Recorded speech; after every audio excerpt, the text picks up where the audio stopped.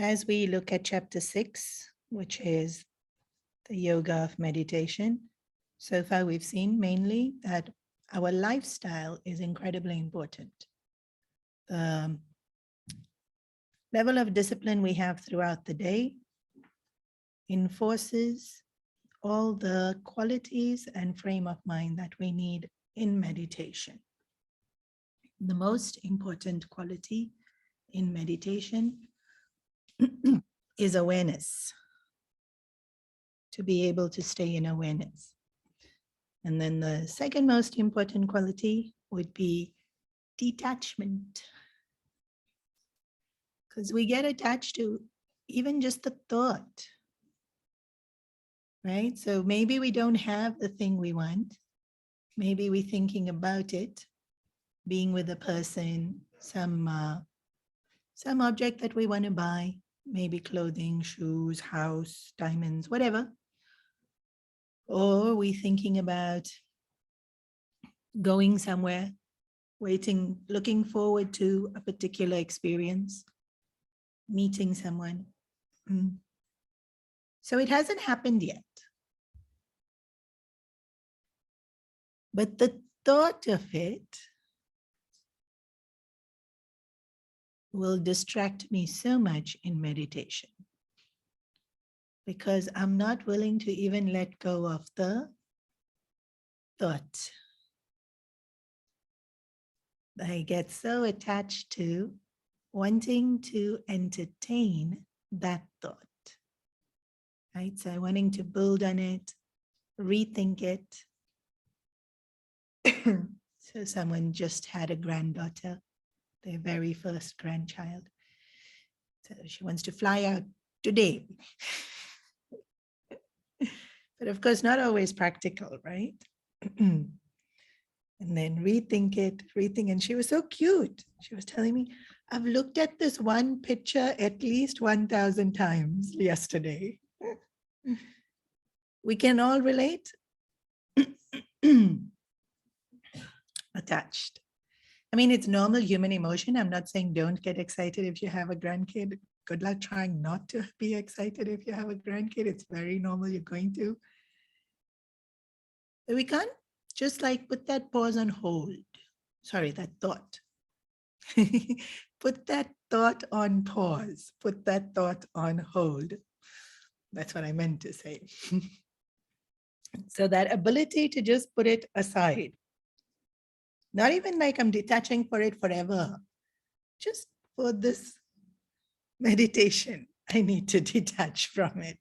But even that's so hard, right? I'm not giving up the kid. I'm not giving up the desire. I'm not giving up the, but even just 20 minutes, don't think about it. Oh, how so hard. That's why this quality of vairagya is so important. So important. Because, okay, great. You know, looking forward to seeing a grandchild is such a nice thought. I don't want to give it up. Why detach from these things? They bring us so much joy. Okay, let's change the thought. I have to go for surgery tomorrow. Can I put that thought on hold and just live today normally? No, of course I can. Have I developed the ability to do so at this point in time? Then the answer is no. Now, wouldn't I want to be able to put this thought on hold? Surgery is tomorrow, right? Why am I stressing about it today? Actually, we don't stress about it one day, probably full 1 month in advance, we'll be stressing about it. Put the thought on hold, deal with it later. So this, yes, we should learn how to do this. Definitely learn how to put this thought on hold. It doesn't work that way. It's not that I can put one thought on hold and entertain the other thought. The skill has to be, I put the ability to put the thought on hold. Good thought, bad thought, any thought. Anyway, what's good and bad? In meditation, there's no such thing. It's just a thought. The qualifying of good and bad is me, according to my vasanas, deciding this is a good thought, this is a bad thought. But actually, there's no good and thought, bad. It's just a thought. That's all it is. Okay. So we saw a lot about lifestyle. We saw a lot about control. And I'm not sure what we did last week. I'm sure we did something useful last week. The 3 Ks. The 3 kids. Ks, Kamini, Kanchana, Kirti, the kind of desires we entertain. Thank you so much. Huh. Okay, we'll do a different flavor then this week. Anyway, the verse is a different flavor. This is a very famous verse in the Bhagavad Gita, verse number 19. Yato dipo nivastas, Yato dipo nivatasto. 19, chapter 6. Ningate sapamam smrita. Yogino yata chittasya. Yunjato yogamatmanaha.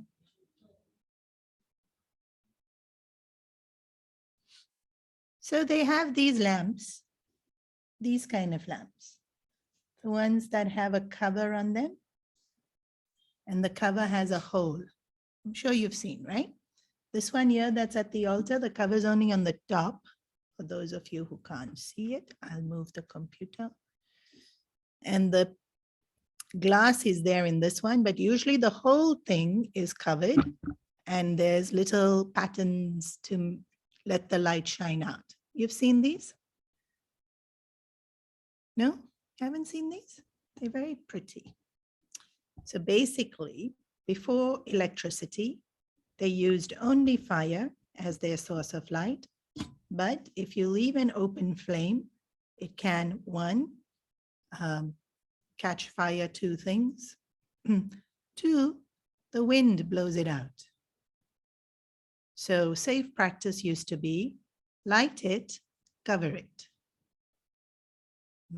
That way it doesn't blow out when the wind's too harsh. And you know, if the pallu falls or if this falls, grass falls, some insect, nothing gets hurt by the flame. But in order for the light to come out, the cover has to have lots of patterns that allow the light to shine through. Holes. Holes doesn't sound pretty, but the patterns were very pretty in the lamps. Especially since lamps were usually put at the altar, right? So it's an offering. Okay, so this lamp then, whether the cover is there or not, actually this verse you don't need to know about the cover, but the cover is usually, because we can't see it directly, we see only glimpses, which is what's happening in meditation.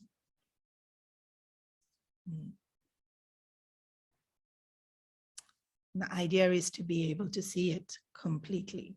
But this verse, is about, it doesn't flicker. So when a flame flickers, it looks very pretty. But then you'll notice the colors change and there's more smoke. Also causes lots of shadow movement. So it's not just light. There's all this movement. So it's like disturbance in the light. We have electricity, so we don't notice all these things. A mind that is meditating ideally is like this flame, which does not flicker. There's no movement.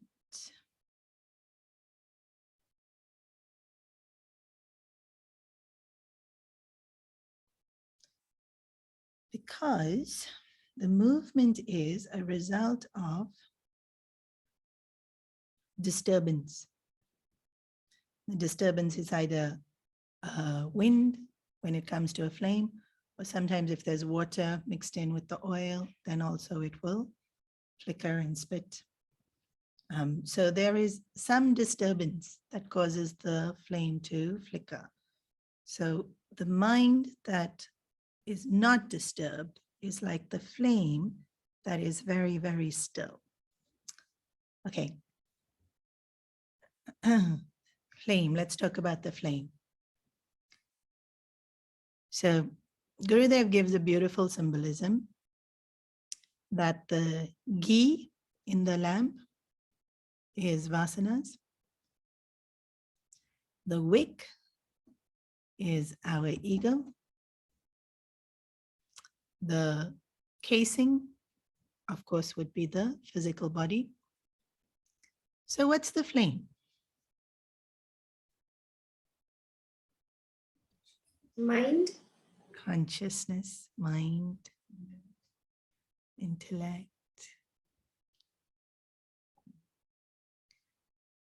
Light in our scriptures always is higher, right? Darkness is ignorance, light is always knowledge. Consciousness is knowledge. But let's go away from that ideal. Consciousness is knowledge. Let's just look at this lamp. Me.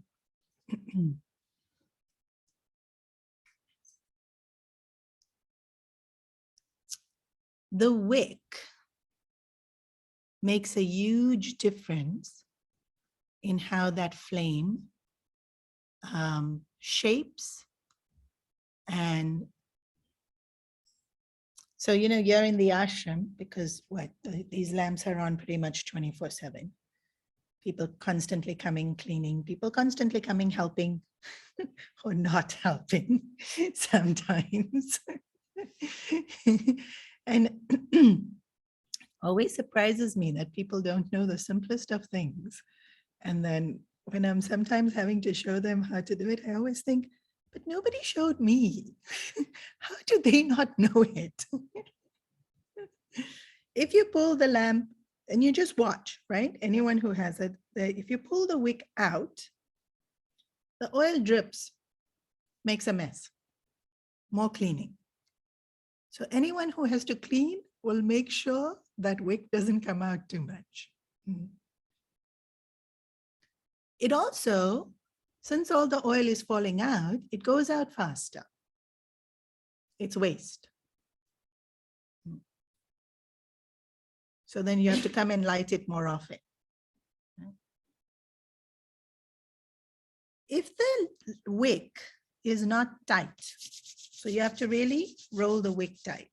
If it's not tight, that flame has more smoke. Or it goes out quicker. If y'all haven't worked with lamps, y'all won't know all these things. But if you have, what am I trying to say? The wick is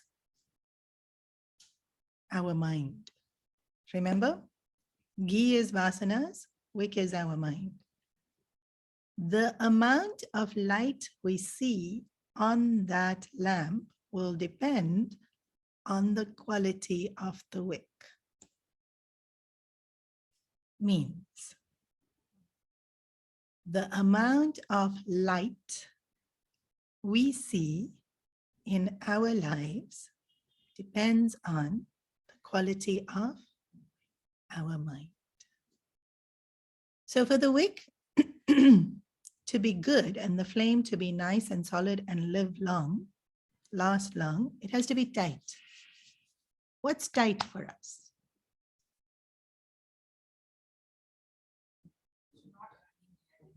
Not running here and there? Single pointed? Yeah, single pointed. Not dissipated. Correct. Single pointed, because the tighter the wick is, the easier it is to light it, the easier it is for the flame to stay shaped, and it doesn't cause as much smoke.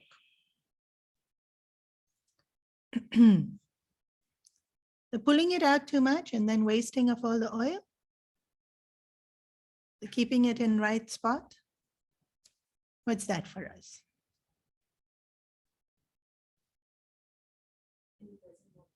In the present moment is already single pointed. Single pointed equals present moment. You want to be single pointed? Be in the present moment. Is it ego? Being where we should be. I'm pulling examples, but nice, no? Let's play with the example since Geeta gave us the example. Where should we be? At the Lord's feet. Very good. Perfect.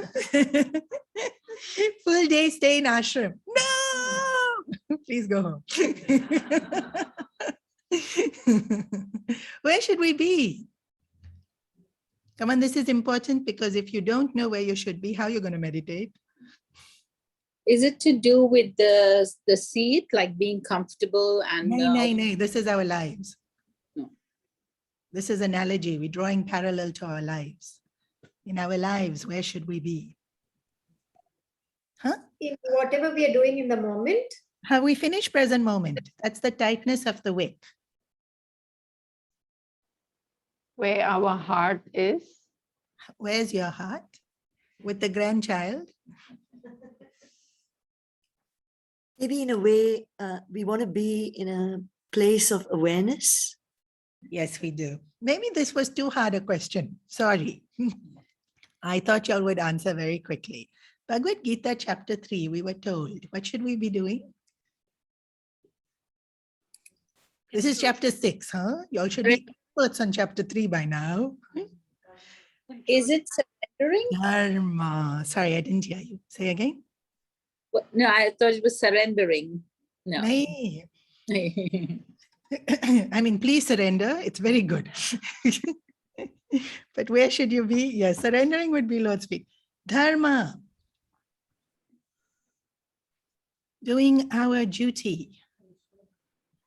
Yeah. Swadharma in addition to, but dharma is basic things like wake up, have a bath, right? Eat healthy. All those three things, control of sleep, food, speech, that's actually dharma.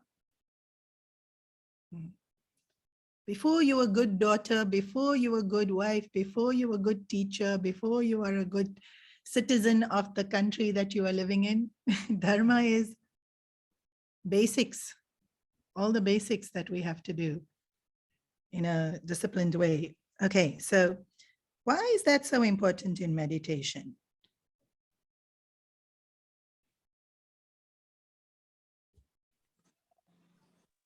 if we don't finish our duties, we'll not be able to meditate. Because you're guilty that you haven't done it? Yeah, or our mind keeps wandering about them anyway. Possibly. Some people don't really care so much. But there's another very important reason. It purifies the mind. Yeah. Definitely it purifies the mind, and without a pure mind, you won't be able to meditate. But can you say that in a more, can we say it in a more user-friendly way? Because, you know, when we talk about purity, although you're absolutely right, we feel very judged when we feel we're not pure. Or we feel very like, this purity thing. Swaminiji, we have a very calm and steady mind. When we do our dharma? Yes. And it's like it's almost like the flute. It becomes very clear, and therefore things just flow through us beautifully as they were meant to. Yeah, it takes a while before it becomes a flute, but yes. So the idea of doing dharma, and this literally really, everybody, it was chapter 3. We're in chapter 6 now. It was the only way to really control desires is do what you're supposed to be doing. So you're not thinking about things you're not supposed to be doing. And then if there's time after doing what you're supposed to be doing, little bit you can entertain yourself as long as it's within dharma. So the first check to desire is dharma. So let's go back to the most important thing in meditation, awareness. Second most important thing in meditation, detachment. And how will we get detached? Do your duties. If you're not doing duties, what will you be doing? Running after desires. And if you are running after desires, you're not doing duties. The more we're running after desires, the more the mind is going to be flickering. The more thoughts, agitations created by the mind. And so I'm coming back to this point that I said in the beginning of the class. Meditation is not about just those 20 minutes you sit. Meditation is about how you live the whole day. Those 20 minutes might go well, they might not go well. But if the whole day we focusing on self-discipline, doing duty, already tick. Already that's a good day. Okay, so the flame that does not flicker. Going back to ghee is vasanas, wick is our mind, ego, right? This is limitation of analogy, and I'm using it in a different way, so please be in line with me in what I'm saying. The ghee feeds the flame. Now, this is not true if the flame is consciousness, right? Consciousness doesn't need to be fed.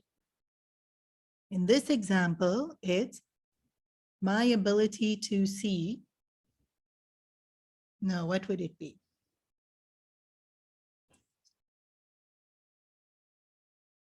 Yeah. Let's just call it my individuality existing in this point in time for now.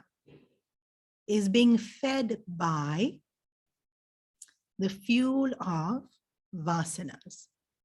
What does that mean? The light won't be there if there's no vasanas. So actually, we don't want the ghee. In this analogy, we want to be able to finish the ghee because ghee is vasanas. Yeah? So maybe we can look at it as right now we're the small flame and we want to be the sun. Maybe we can look at it like for this analogy, huh? It's not going to apply to every analogy for today in this analogy. Okay, so when we do puja vidhi, we use lots of different flames. So we'll offer deepam as one of the steps of puja vidhi. Firstly, we start puja with lighting the lamp. And it will be a big lamp like the one I showed you all in the bike that's there at Gurudev. Then we, as one of the steps of puja, we'll offer deepam, which is usually a ghee lamp. And then we end with arti. And in arti, it will be, we use camphor, kopuram, is that what it's called? Yeah. And the difference is there, when we use camphor and you burn it, it completely disappears.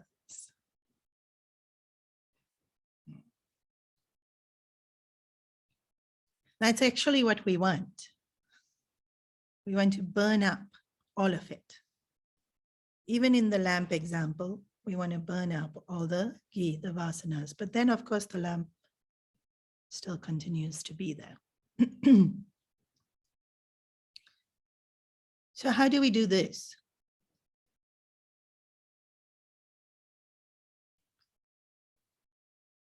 Y'all didn't know we have to do dharma. How can I ask y'all such a hard question? Very inconsiderate of me, sorry.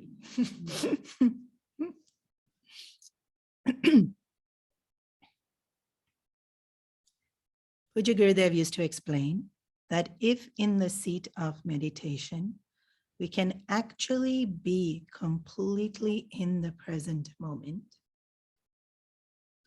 then that single pointedness of attention with where the head and the heart are united is what burns up the vasanas.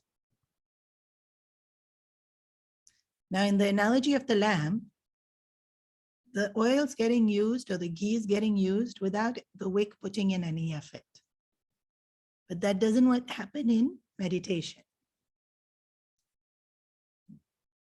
as we know, if we sit and we're not putting in effort, mind goes here, there, everywhere, nothing happened. Maybe we created a whole bunch of asanas in those 20 minutes rather than exhaust the asanas.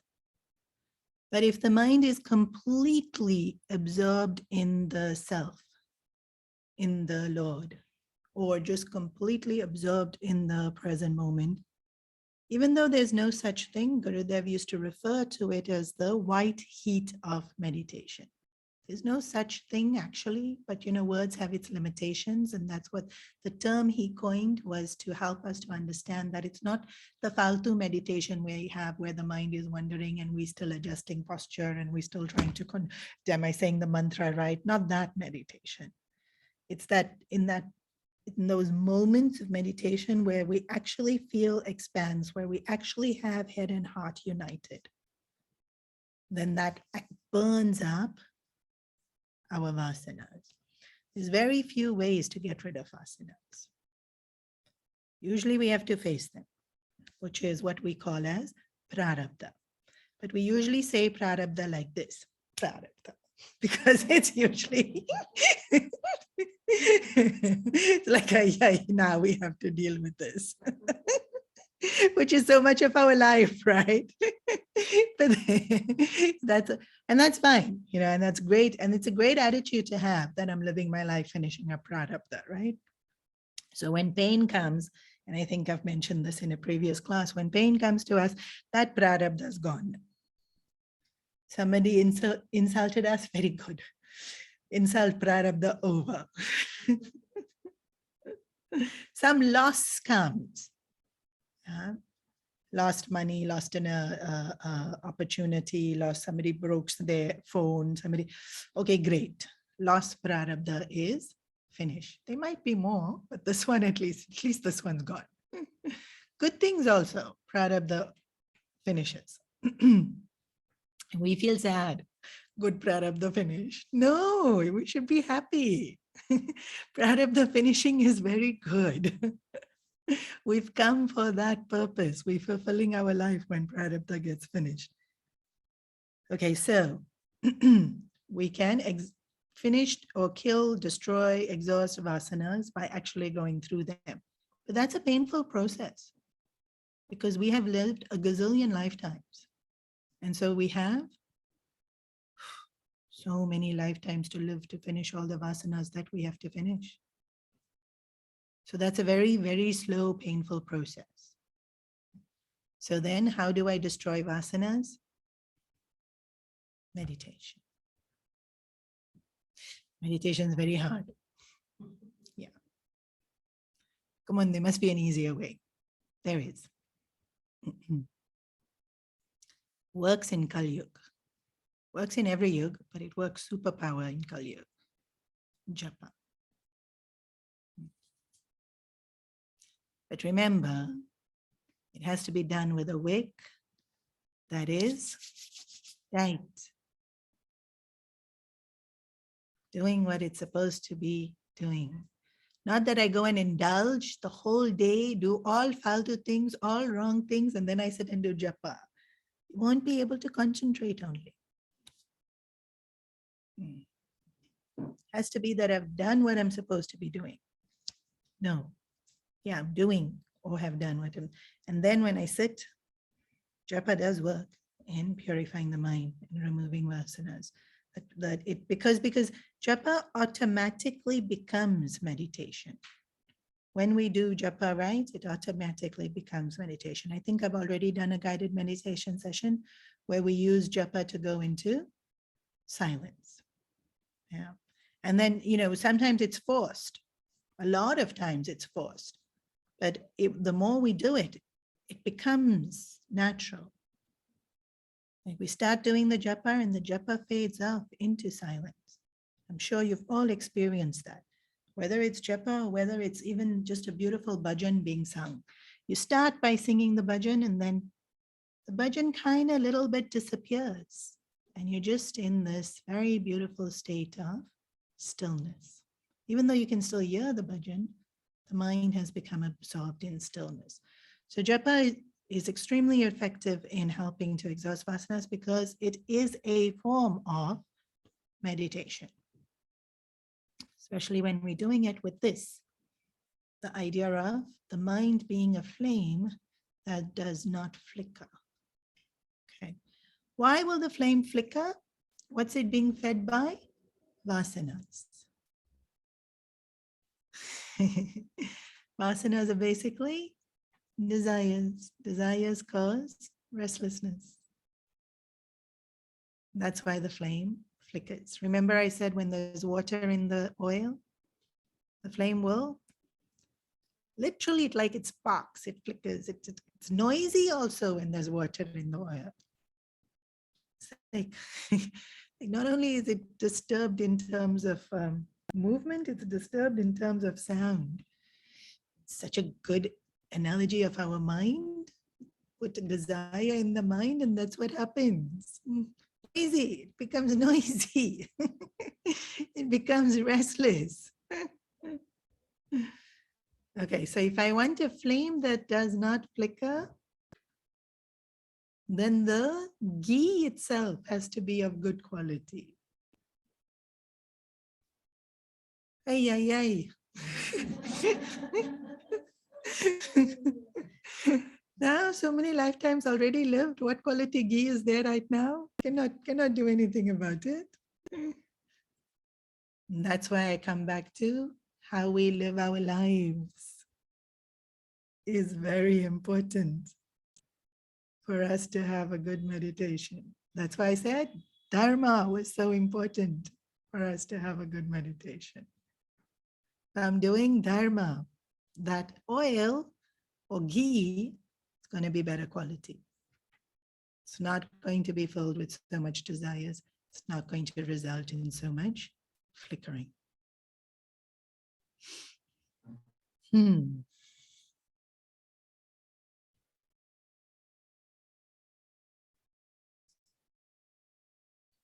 Stillness. Let's do. Okay, everybody stand up. Stretch.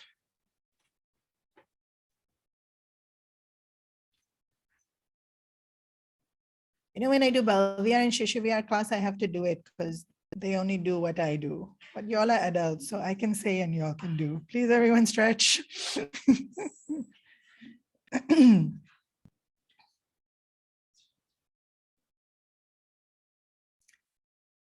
The more you stretch, the better for you, huh? If the body doesn't move, it's harder to meditate. I'm telling you, the way you live your day makes a huge difference. Okay, sit. This one, switch off this one.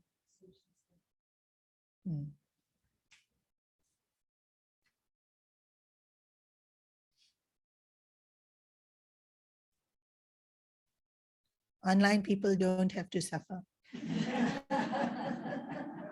In-person people suffer because I like the room cold.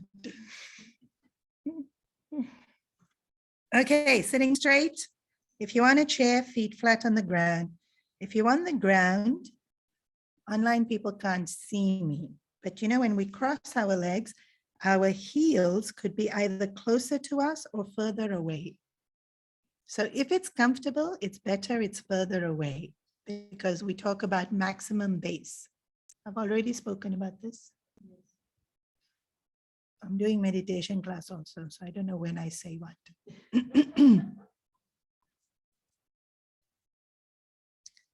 But if you're not able to stay steady, or if the muscles hurt in any particular position, then you make sure you're comfortable and you are not in any way straining the body. Then sitting as upright as possible. Chin parallel to the ground is also an important instruction. So firstly, just look at me. We have a tendency to do this, so we have to push chin in. Make sure it's culturally in Asia, we are taught to do this, right? Whenever we meet elders, etc., we look down. So sometimes people's default posture in meditation is because it's God, right? Sometimes, because we feel, and this is also an interesting thing, we feel we have to go high in our meditation. And so some people do this. It's very interesting to watch how our thinking will affect our posture in even the smallest sense. Chin parallel to the ground is an important instruction. Okay, now gently close your eyes. Just check, scan through from head to toe or toe to head that the body is still, relaxed, and upright.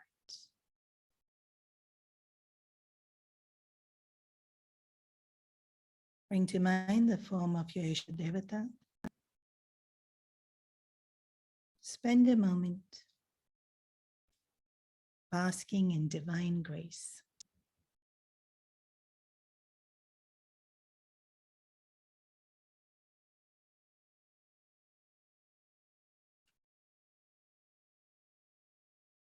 Attuning yourself to the higher by focusing on the form of your Ishta Devata.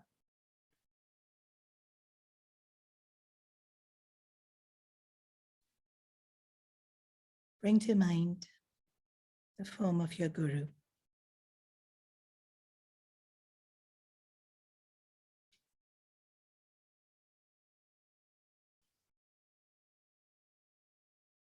Rekindle inspiration and open your heart to guidance.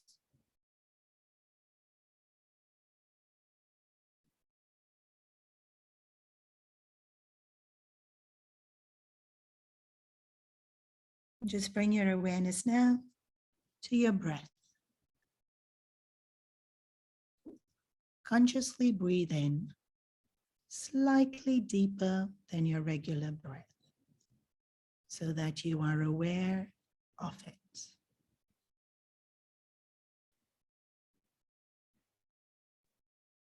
Not too deep to cause any kind of discomfort or strain. Just slightly deeper than your normal breath.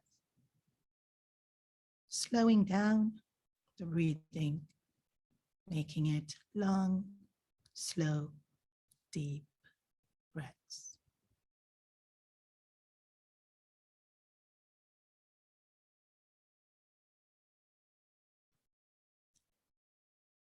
Now follow the movement of the breath.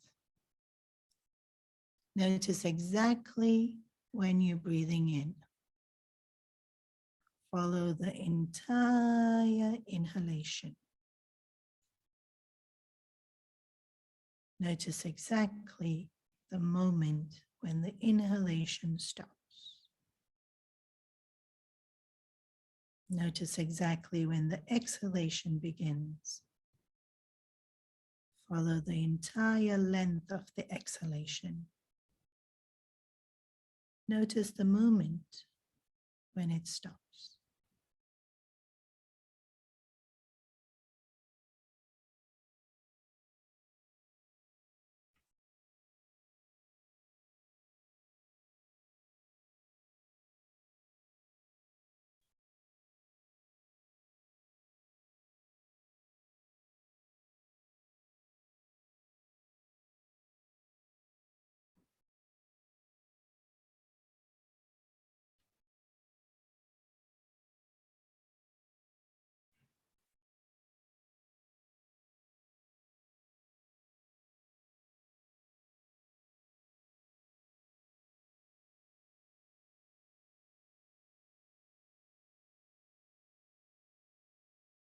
Follow the movement of your breath.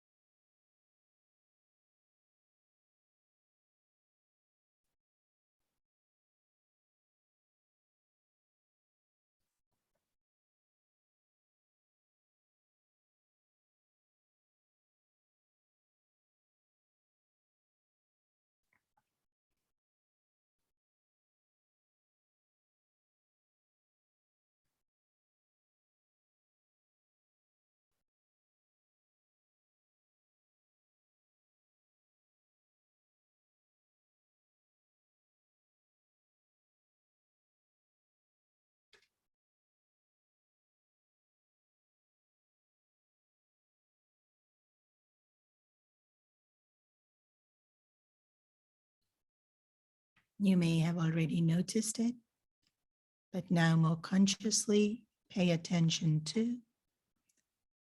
the small pause between inhaling and exhaling when breath is suspended. There's another slight pause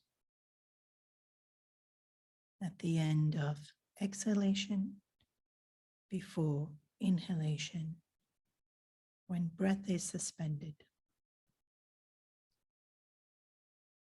Notice the movement of the breath as you were doing so previously. And now just notice stillness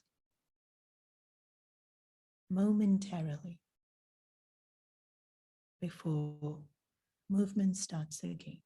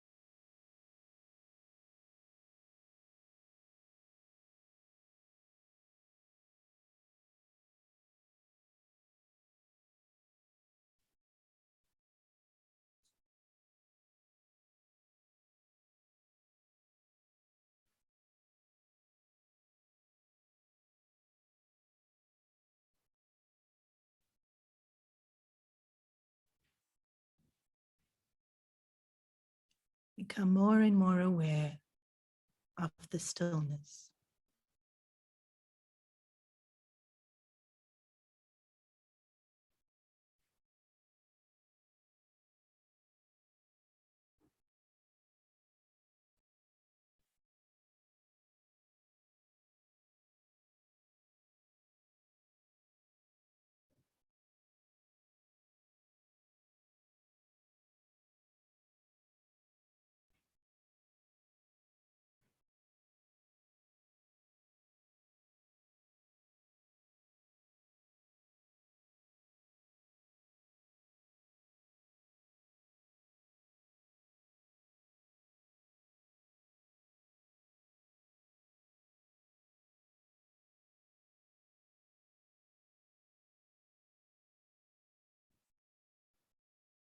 Now see if you can find that same stillness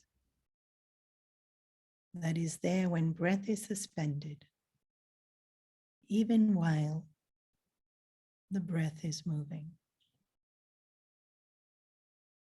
Go beyond the movement of the breath to the stillness that is there when there is no breath.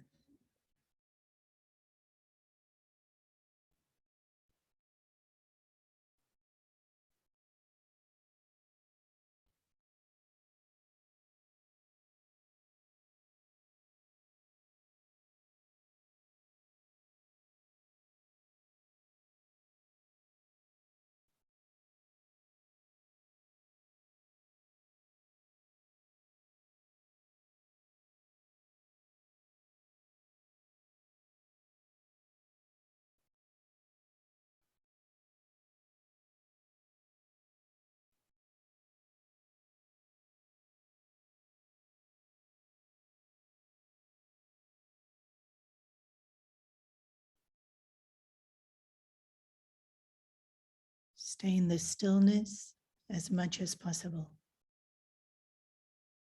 If the mind is disturbed, focus on movement of the breath. Slowly bring it back to stillness. And stay in the stillness as much as possible.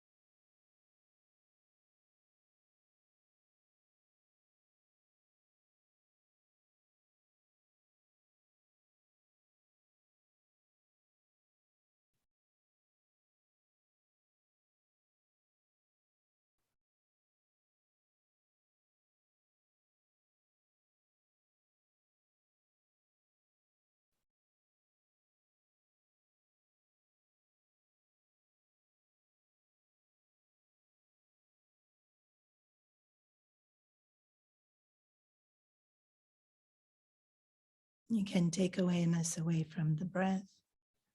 Just let the mind be free without any agenda.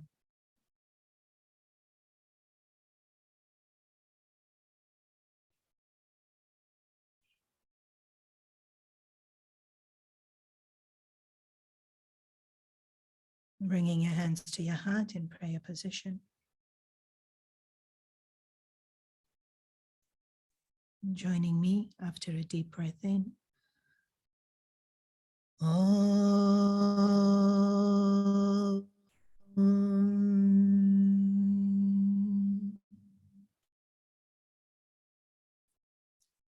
Shanti, Shanti, Shanti.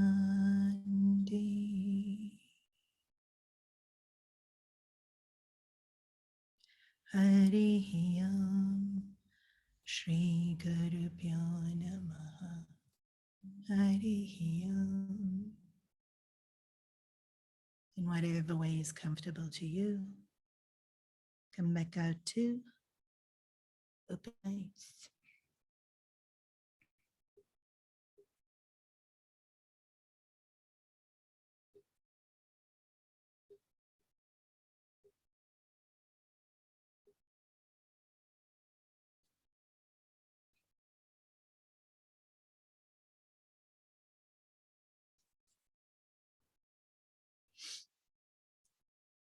We see with Shiva that he's generally sitting very still in meditation.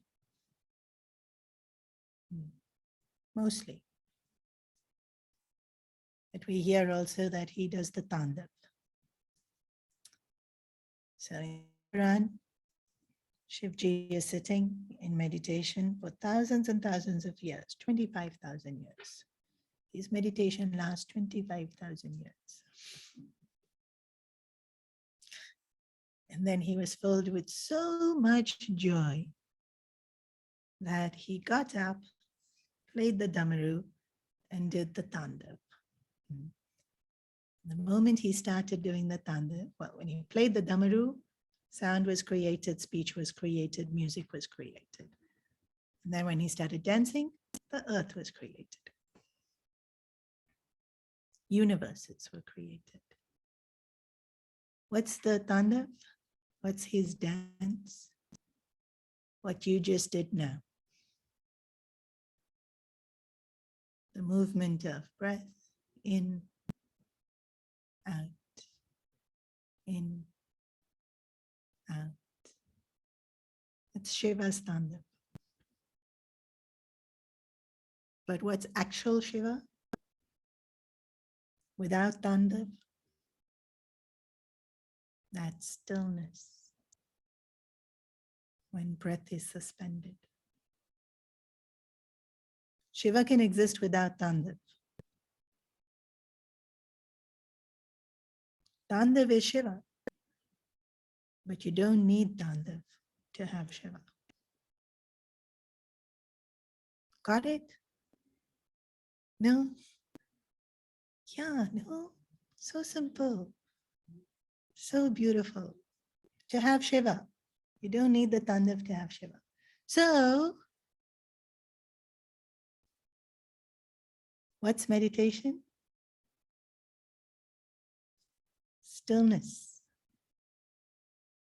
But it doesn't have to be still.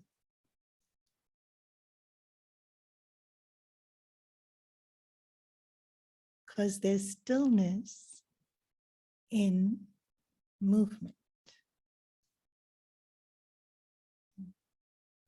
Some of you are looking confused. Some of you are looking amazed. Well, whose face should I look at now? Should I explain more?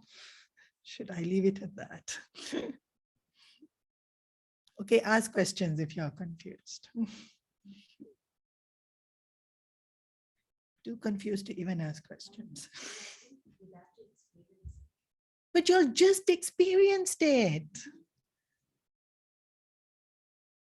Breath is movement.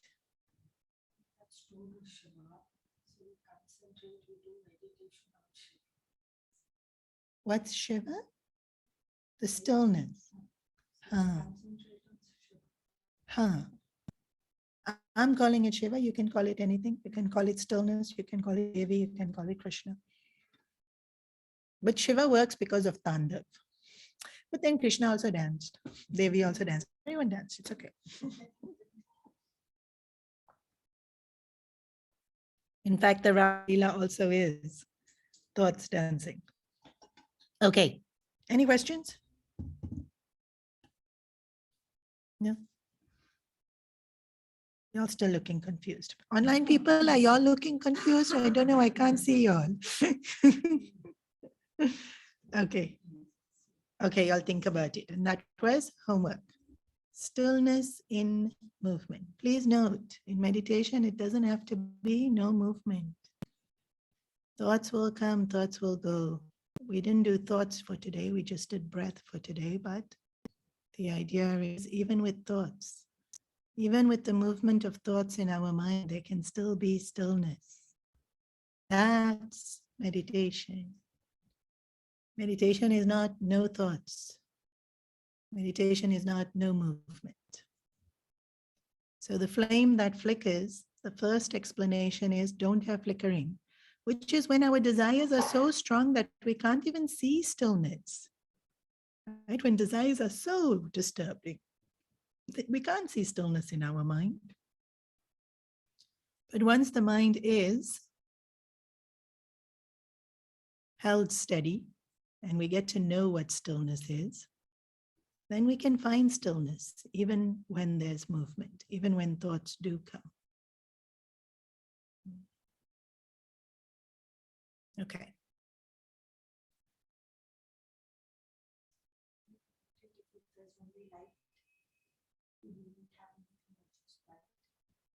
What do you mean by light?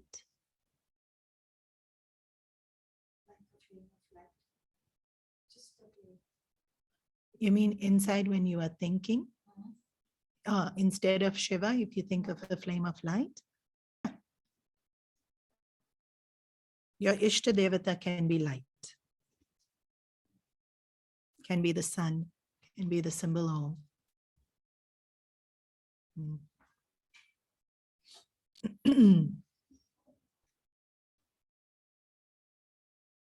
It's already 12, so we won't do more.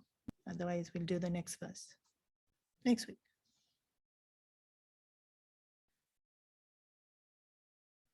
Om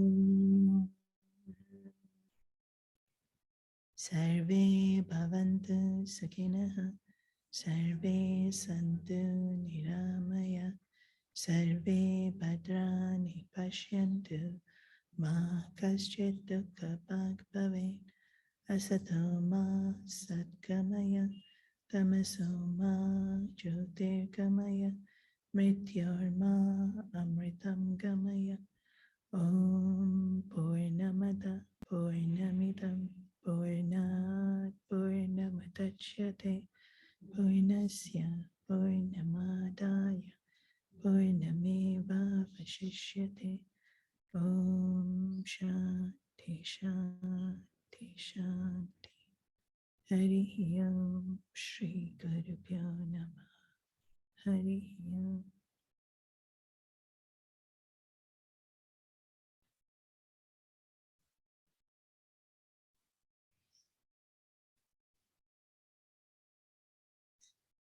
Krishna.